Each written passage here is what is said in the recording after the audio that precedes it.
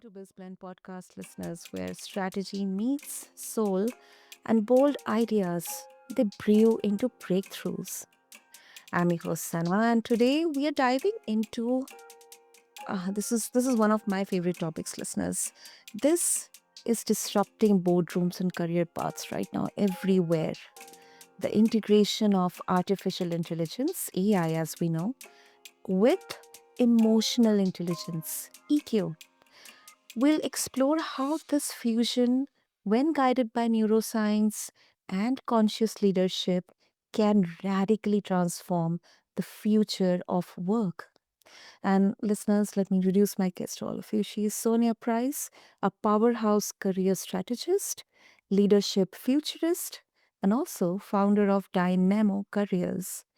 And she's helped high level professionals at companies like Google, Amazon, and Meta navigate promotions, build magnetic personal brands, and also lead with impact in times of disruption. But Sonia's magic, it lies beyond her accolades, listeners. She brings humanity into high performance. And today we are going to unpack how strategy, soul, and smarts, when all of them come together to help professionals, they help in not just surviving, but truly thriving. So, with that, Sonia, welcome to the show. And I am extremely honored to have you here with us. Oh, thank you, Sana. I am so honored to be here on your show with you. Thanks for having me. Sonia, so yeah, of course, it's everywhere. AI is everywhere. We all are talking about it. Some kind of, quite an anxious filled conversation on how it's going to kind of take up our jobs. But then there are conversations where I think, it's such a healthy discussion around how AI can actually complement your work. And now, when we bring the role of EQ into this, emotional intelligence, I would love to know how EQ plays an important role in making sure humans stay at the center of innovation. Yeah, absolutely. Well, the way that I see it, AI is an incredible engine. It would be silly, it would be stupid to not be engaging with AI in all of the various ways that it is coming to market right now. And we're going to continue to see more and more and more different types of solutions that come through with AI. So, AI is this crazy powerful engine that is moving, at 1,000 miles an hour, even faster than we can even fathom, right? Like, that's probably way too small. Emotional intelligence, I really see that as the steering wheel. We need to be engaging with our emotional intelligence to ensure that we don't burn out and we don't crash. Because if we're not putting the proper strategy behind all of this, who knows? Who knows where this will take us, right? But with emotional intelligence, it really requires us to be more self-aware, more self-regulated because we live in an incredibly disruptive, anxiety-filled state right now. And so the more that we can self-regulate our nervous systems and care for ourselves in the midst of all of this change, the less that will be driven by fear and the more that we truly can have the ability to utilize this as a tool to thrive. Um, it's really about self awareness, self regulation, motivated, staying focused and resilient in pursuit of the goals that truly matter. And then empathy, you know, understanding not just our own point of view, but understanding other people's perspectives and emotions and how that should fit into our decision making and all of the things that we do on a day in, day out basis. And then, of course, our social skills, like just knowing how to influence, how to lead, how to influence, and how to build trust based relationships. Trust is going to become increasingly more and more important because the more AI that comes online, the more that people will have, a fake detector. They'll be detecting, looking, and scanning for fake things. So the more that we can have trust based relationships, that truly is the fuel that will take us through to the future.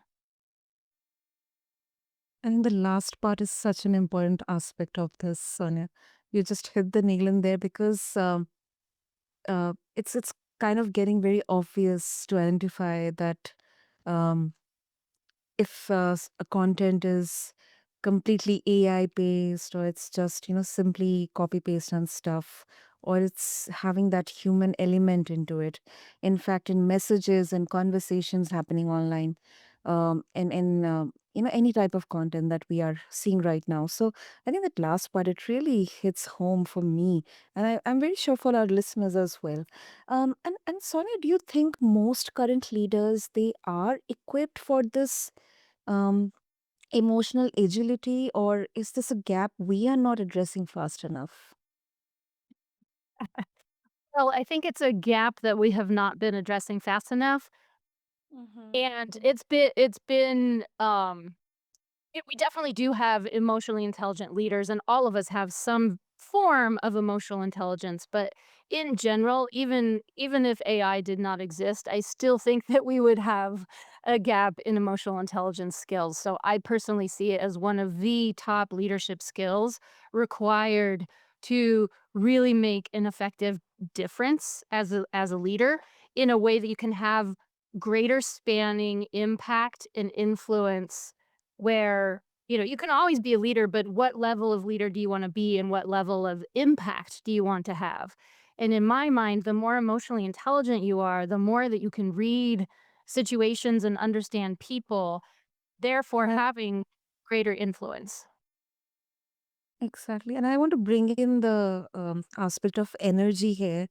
And it's a bit of a kind of offbeat to the world of business and leadership, but still, because we are integrating EQ into this, I think each of us have energy, and someone who is emotionally active, and they understand the essence of humanity in there, the human aspect in there. They'll understand the energy in there. That whether it's getting faked or something else is there, it's kind of masking it. So I could completely connect with what you said. Absolutely.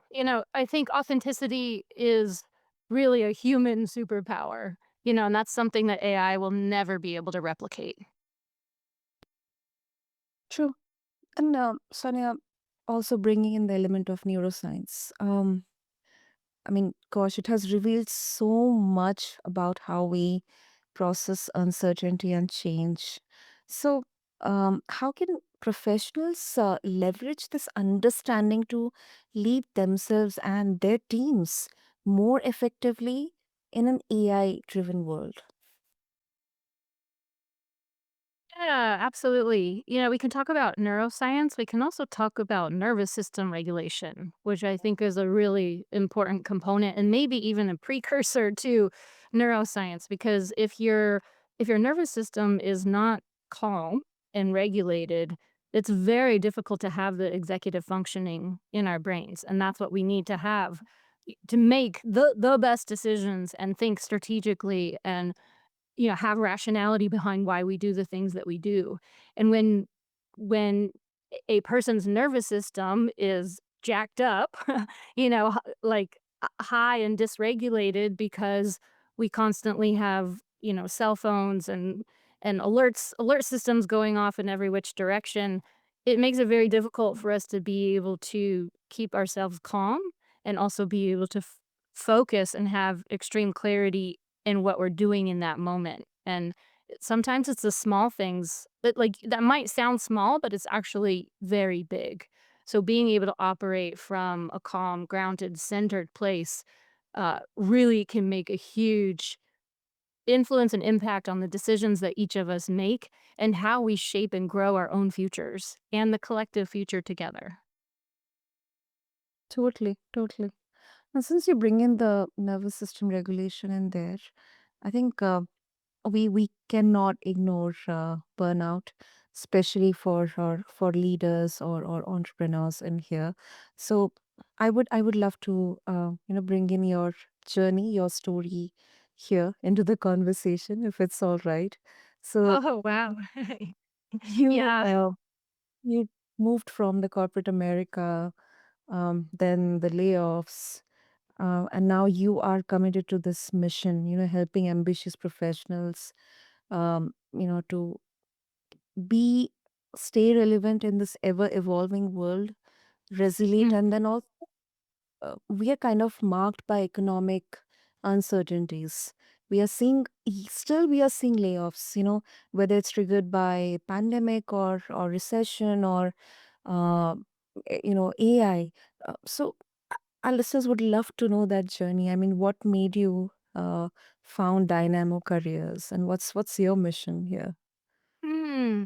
Well, I actually have two organizations that I founded and run. So the first is Dynamo Careers, which is focused on helping individuals up level their career, get promoted, make more money, find jobs that are more in alignment with their values, and gives them better work life balance. Mm. So that's what I do with Dynamo Careers. With Infinite Leaders, I help executive leadership teams create cohesion so that there's, greater trust, commitment, more effective communications, and where a place where people hold each other accountable so that the entire team is creating the kinds of impacts that are desired versus having siloed systems where people are oftentimes, working in their own agendas. My personal journey with burnout, I've worked in consulting, I've held a number of different, like, corporate full-time roles, and then I decided to branch out on my own because I really wanted to make an impact with people and ensure that we have conscious leaders who are in the right roles at the right levels, running organizations, making decisions on behalf of all of us. And then also with Infinite Leaders is having greater team cohesion.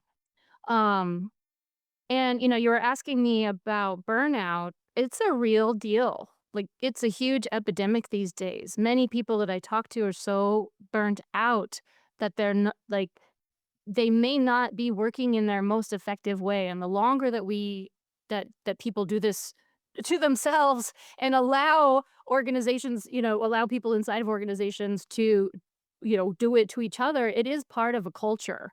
It doesn't have to be that way, and the more aligned that a team is, the less that people have to work and scramble and put out fires and deal with office politics, where we can actually be more effective and hopefully reduce the actual pain points that are causing the symptoms of burnout. Um, and I have a whole lot more that I could say about burnout because I've personally struggled with it myself. And I actually have a 5-minute story on my website that I shared about my personal story with burnout and how I've overcome it. And so if you'd like to listen to that, you can check out infiniteleaders.co, and it's on the speaking page. There's a 5-minute video dedicated to me telling my own personal story about burnout, which I'm happy to share more here too if you'd like. Please go ahead, Sonia. I would love to know. Listeners would love to know about it. Yeah, okay. Well, I think so when I quit working for a consulting organization about 9 years ago now, I was incredibly burnt out. And that was on top of, 15 years of jobs that were just very little work-life balance. And so when I stepped away from that work and I started my own organization, I started it for 2 reasons. And one was is that I could have greater freedom and flexibility with my time. The second was that I saw that there was, I felt as though there was no income ceiling, no compensation ceiling.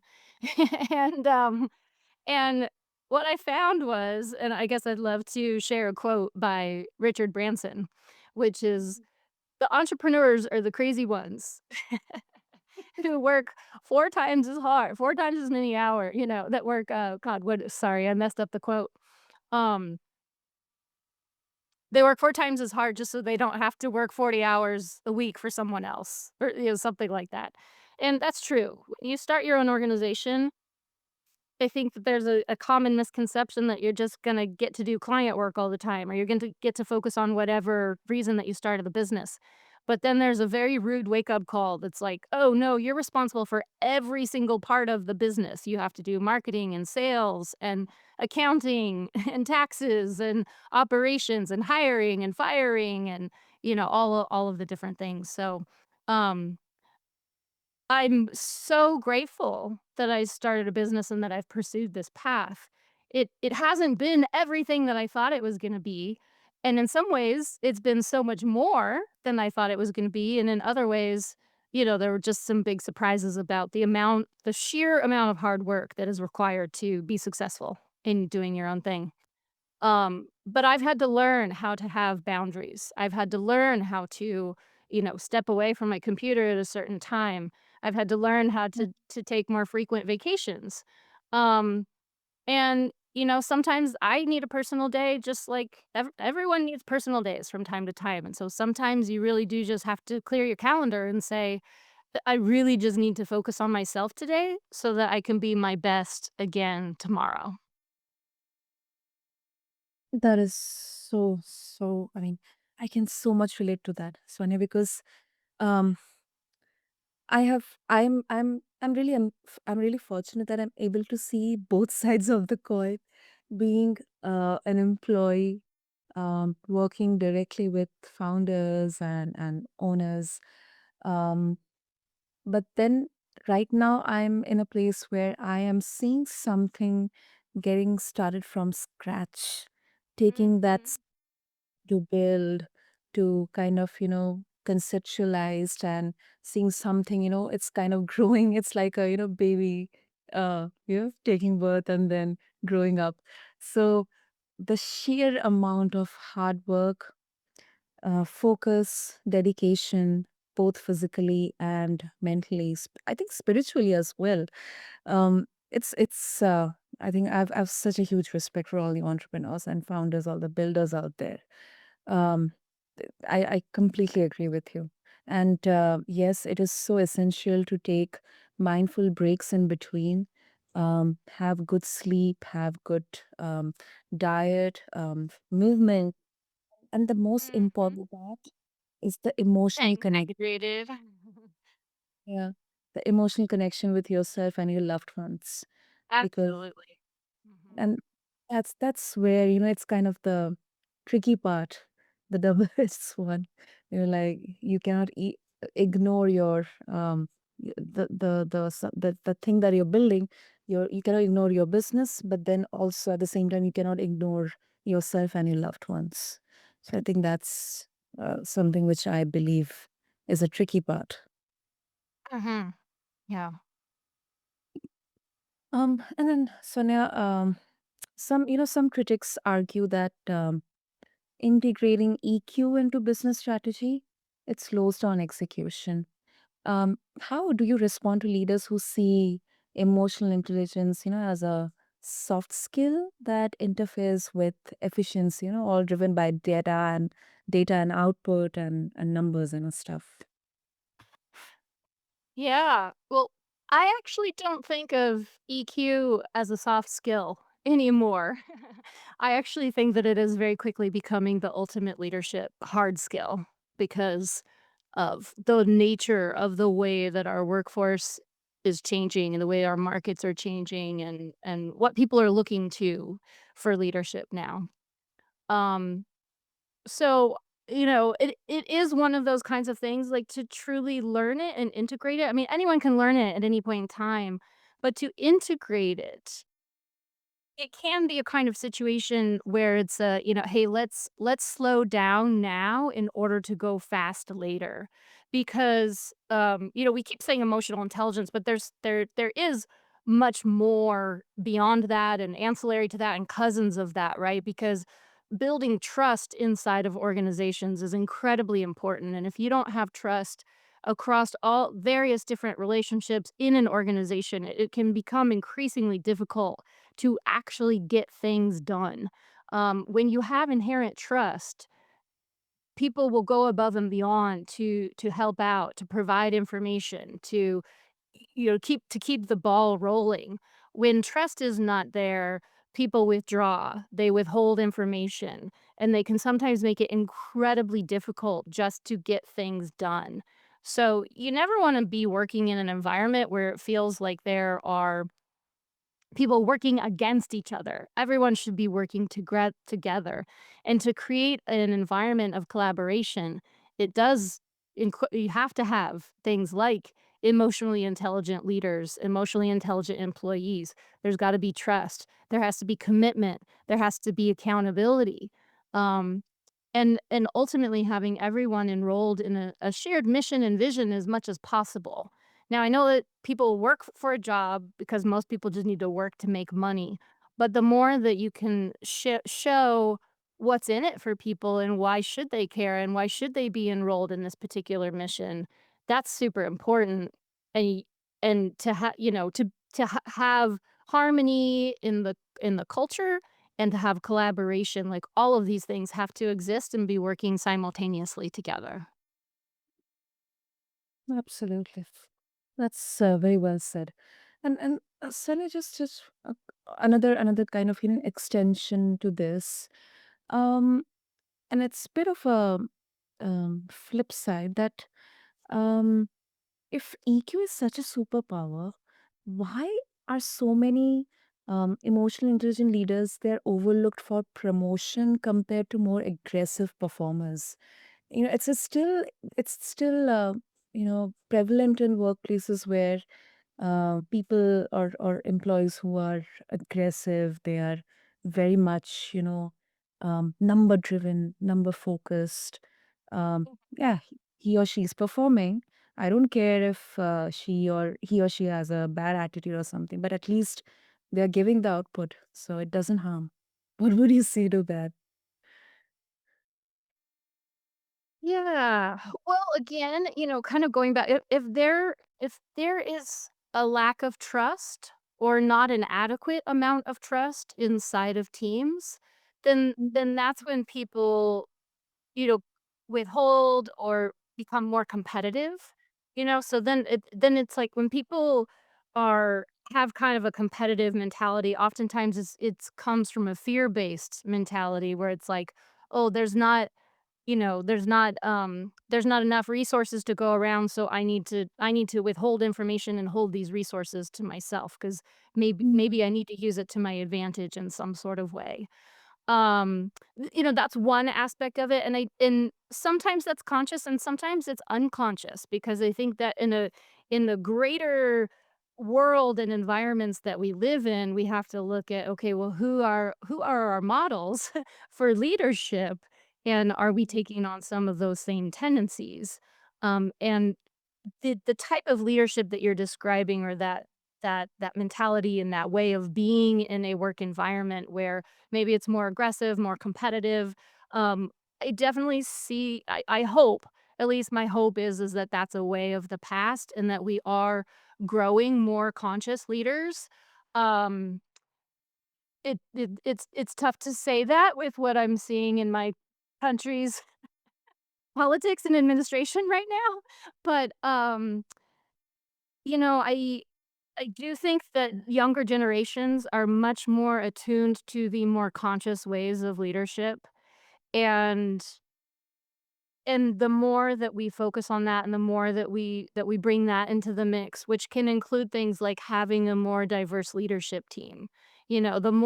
The more diverse that an organization can be, we can allow for and encourage different viewpoints, which has actually been proven to help organizations be more successful in the marketplace because you have a diverse leadership team, you get different perspectives, you get different outcomes. And, sometimes I find that when there's that very competitive type of work environment, you also kind of have to scan and evaluate, okay, well, what is the leadership team comprised of and what is the mentality at the top? And then is there a trickle down effect of that throughout the organization that can then lead people to feel like they need to be competitive or that they need to be aggressive so that they can survive and get promoted and have greater responsibilities. That really makes sense. Great. So, Sonia, if listeners they would like to connect with you and get access to all the work that you do at Dynamo Careers and also Infinite Leaders, what would be the best way? Absolutely. Please come check out my websites at dynamocareers.com. And that's Dynamo careers, careers.com. That's if you need help and support in getting promoted, you're looking to land a new role, you want to make more money, myself and my team would be happy to support you there. And then with Infinite Leaders, it's infinite, INFINITE, leaders, and it's .co. So infiniteleaders.co. And there, I'd love to help work with executive teams, creating more cohesion, greater strategy, greater alignment, shared commitment, and better communication and accountability and support overall. So reach out to me on either of my websites. I'm also on LinkedIn. I spend quite a bit of time there. So you can look me up on LinkedIn. It's Sonja, Sonja Price, Price. And I'd love to connect with you. Wonderful. I'll make sure to have all the links in the show notes. And Sonia, your insights. I feel they are a masterclass in what it means to lead from the inside out. We not only just discussed about the tech acceleration, but definitely about the emotional depletion. I think your message is both a kind of a warning and a welcome. So thank you so, so much. Oh, thank you, Sana. It's been wonderful being on your show. Thank you. Thank you to all the listeners out there as well. If you are feeling the shift, don't just adapt, lead it. Follow Sonia's work at Dynamo Careers and Infinite Leaders. Connect with her on LinkedIn and just refer to the show notes along with this episode. And until next time, keep blending bold ideas with a big heart. This is Sana signing off from BizBlend. Thank you.